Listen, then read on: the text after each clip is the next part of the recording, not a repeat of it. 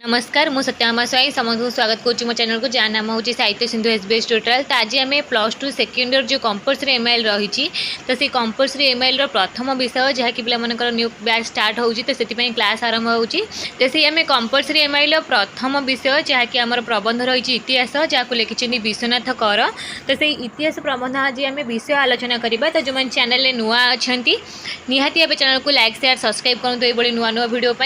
तो आम देखा प्रथम विश्वनाथ कर परिचय।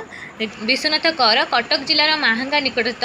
मूलबसंत ग्राम जन्मग्रहण करते। 1864 जन्म, मृत्यु हूँ 1934। विभिन्न साहित्य रचना मध्य थिला विविध प्रबंध, साहित्य समालोचना, अनधिकार चर्चा, भाषा चर्चा, स्वाधीन चिंता। तो सी लिखिं इतिहास। इतिहास कौन ना इतिहास मानव समाज इतभूत चिन्हित करें। इतिहास पठन केते गुरुत्वपूर्ण तार महत्व कौन ताहा ए विषय से दर्शाई प्रबंध आकार। चलतु विषयटी आरंभ करवा। तो प्रथम ये पैराग्राफ देछि कौन ना ए संसार रे साधारणतः दुई श्रेणीर मनुष्य दृष्ट हुअन्ति। कौन एक श्रेणी पृथ्वीर नाना वस्तु दर्शन करती संभोग करती मात्र कौनसी वस्तुर तत्व निरूपण करने विषय से प्रयास देखा जाए नहीं कि प्रणाली बा सूत्र रे केउ वस्तु से निकटस्थ है बा किपरि ताहार सत् व्यवहार करने को हेबो इत्यादि विषयक चिंता से मन मध्य स्थान प्राप्त हुए नहीं। प्रथम ये आमर प्राबंधिक कहते ए संसार में साधारणतः दुई प्रकार मनुष्य दृष्टि हूँ। तो प्रथम श्रेणी कौन जो मैंने दर्शन करती संभोग करती मात्र कौन से वस्तुर तत्व निरूपण करती। मनकर जड़े वैज्ञानिक जी जिन तैयारी कले किंतु आम सब उपभोग कलु जो मैंने उपभोग करुँच तो से प्रथम श्रेणी मनुष्य। वैज्ञानिक माने बा जो मानकर चिंताशीलता अच्छी से द्वितीय श्रेणी किंतु प्रथम श्रेणी जो मैंने से केवल उपभोग करुँच। तो ये कहुई ए संसार साधारणतः दुई श्रेणीर मनुष्य दृष्ट होती। प्रथम श्रेणी कौ मैंने केवल सबू सामग्री कौन करती उपभोग करती केमिति ताहा तैयारी हैला तार सूत्र कौन ता विषय पछरे कहानी कौन ता केबे से जानिबा को चेष्टा करती नहीं।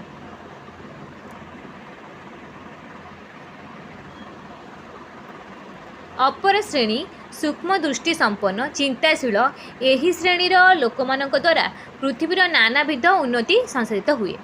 ए कैटेगरी आसिले जो माने चिंताशील सूक्ष्म दृष्टि संपन्न छोट छोट जिनस कौन पे है कौन नहीं ता खोजार व्यस्त होती जमी आम वैज्ञानिक मैंने। तो से होती द्वितीय श्रेणी। प्रथम श्रेणी केवल उपभोग करती आउ किसी कार्य ना कि द्वितीय श्रेणी जो मैंने सब जिन सूक्ष्म जिनस को खोजती कौन पे है। न्यूटन जदि गोटे सेव गछ मूले बईले सेव मुंड पर पड़ला तो सी ऊपर को गला ना कहीं तौक को आसला सी खोजी थे उपभोग जी करते सी कौन करते नहीं खाई था जी खाइबा लोक सी होती आम प्रथम कैटेगरी जी उपभोग करती किंतु तल को गलिबार कारण कौन कहीं ऊपर को गला ना से खोजा जी खोजुंट सी होती आम द्वितीय श्रेणी जी सूक्ष्म दृष्टि संपन्न बोली कहुई। प्रकृत पक्षे यही चिंताशीलता सूक्ष्म दृष्टि बा तत्व निरूपण प्रयास ही मनुष्यत्वर विशेष लक्षण। मनुष्यर विशेष लक्षण होची सूक्ष्म दृष्टि संपन्न होबा चिंता करिबा सब जिनस उपरे केमती होची कौन होची आगु केमती प्रगति होबा उन्नति होबा नुआ नुआ जिनस सृष्टि करिबा केवल उपभोग करिबा नुहे।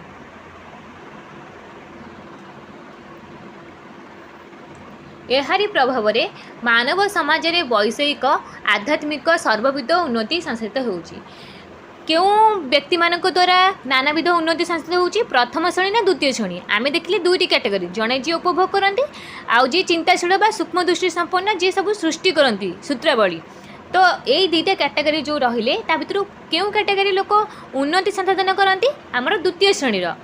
एहारी प्रभाव में मानव समाज रे वैषयिक आध्यात्मिक सर्वविध उन्नति संस्था होची। जड़े चिंताशील पंडित कहते कौन of the universal mind is an individual man is an incarnation अर्थात निजर व्यक्तित्व समस्त गोटे गोटे अलग अलग रही अलग अलग क्यारेक्टर अलग अलग व्यक्तित्व से भली निजर बुद्धि प्रयोग करी आमे किछि आगु समस्त पाखरे किछि स्पेशल पावर रही जहाँ को आम प्रयोग करी किछि नुआ सृष्टि करि परिबा। मनुष्य जे अनंत देवंकर प्रतिकृति केवल यही स्वशक्त श्रेणी रे मनुष्य मानक प्रति दृष्टि निक्षेप कले ताहा बुझा जाए। प्रकृतिस्थ मनुष्यर मन नित्य क्रियाशील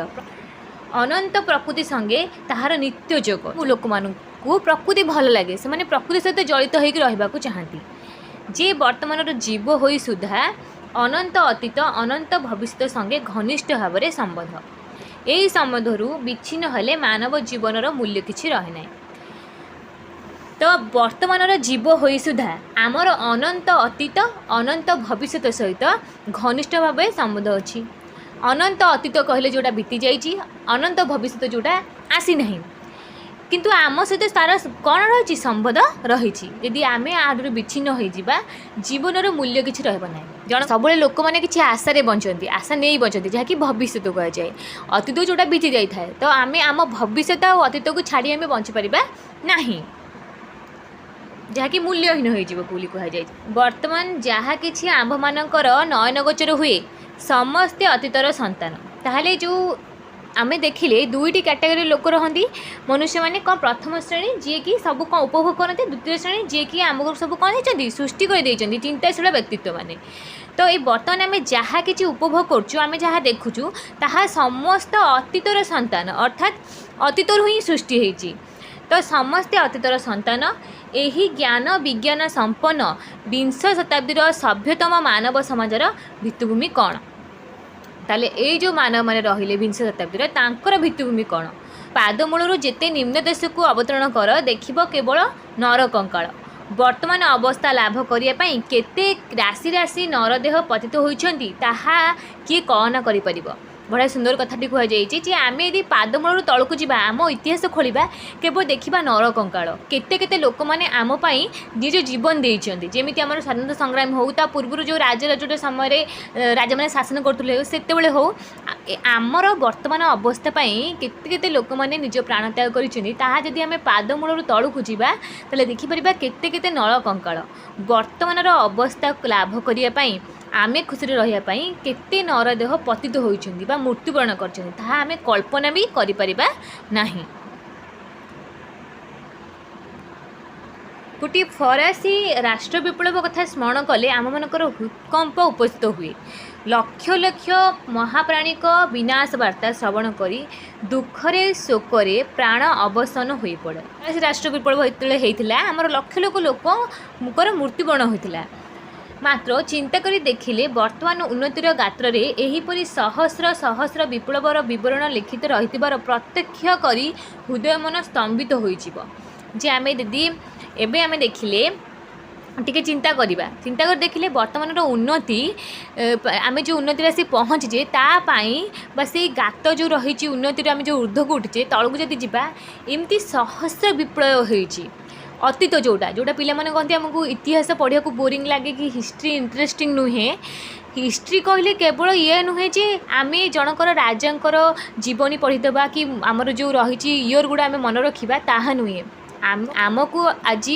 उन्नतिर पथरे पहुँचाई केते जे लोक मैंने निज प्राणबली देगले कौन कौन करगले ताकू ही पढ़ा इतिहास कहुए जहाँ पिला माने पढ़ा के पसंद करती प्राय पिला बोरिंग कहती कि ता नुहे जो मैंने आम प्राणबली देगले जो मैंने आम कि भल करगले विषय जाना से हूँ कर्तव्य तेणु जाना निहाती आवश्यक। वर्तमान जो आम उन्नति पहुँचे वर्तमान उन्नति सहस्र सहस्र जो विप्लव होती युद्ध होती तार बरणी लिखित रही इतिहास जाति प्रत्यक्ष करी मन स्तंभित होती पिला माने इतिहास आम पढ़ा। पुणी यही प्रत्यक्षभूत विप्रबल आसी छड़ा नीरव देहपतर संख्या केते ताहा किए गणना करि परिबो। पितामातार शुक्र शोणितरे संतानर उत्पत्ति यह जेपरी अविसंविदित सत्य समग्र अतीत मानव जातिर रक्त मांसर वर्तमान मानव उन्नति उद्भूत यह सेहीपरि सत्य। प्रत्यक्षभूत विप्रवासी छड़ा नीरव केते जे देहपात कर लोक मैंने आज आम अवस्था पहुँचापी ये अवस्था तार संख्या केते कि कल्पना कर कल्पना कर संख्या को कहीं गणना कर पितामाता शुक्र शोणितरे संतानर उत्पत्ति पितामाता जमती निजर लहू लुह ढाली पिला को गढ़ी था जहाँकि सत्य से भली समग्र अतीत मानव जातिर रक्त मांसरू बा मानव जातिर आम इतिहास जो मानव जाति रही रक्त मांसर वर्तमान उन्नति उद्भूत ताहा मध्य सेहीपरि सत्य जे पृथ्वीर वर्तमान अवस्था मध्य जेपरी पूर्ववर्ती सकल प्रकार अवस्थार चिन्ह एवं विभिन्न श्रेणीर जीवराशिर देहावशेष परिलक्षित हुए वर्तमान मानव समाजर देहरे सेहीपरि अतीत मानव समाजर भावराशि निहित थिबार प्रत्यक्ष हुए केबे मनुष्य ता अतीत को छाड़ी परिबनी एटी से कहुई सकल प्रकार पृथ्वीर वर्तमान अवस्था मध्य जेपरी पूर्ववर्ती सकल प्रकार अवस्था चिन्ह थाए पृथ्वी को आम देखा ता पूर्ववर्ती काल बा किछि ना किछि हमको पृथ्वीर पूर्ववर्ती कालर आमको अवस्थार चिन्ह मिल जाव जदि आम पृथ्वी को देखा वर्तमान अवस्था पृथ्वीर पूर्ववर्ती अवस्थार चिन्ह एमती मिल से ही मनीष जो जीवराशि रही वर्तमान मानव समाज देहरे सेहीपरि अतीत मानव समाजर भावराशि प्रत्यक्ष बा परिलक्षित होता है।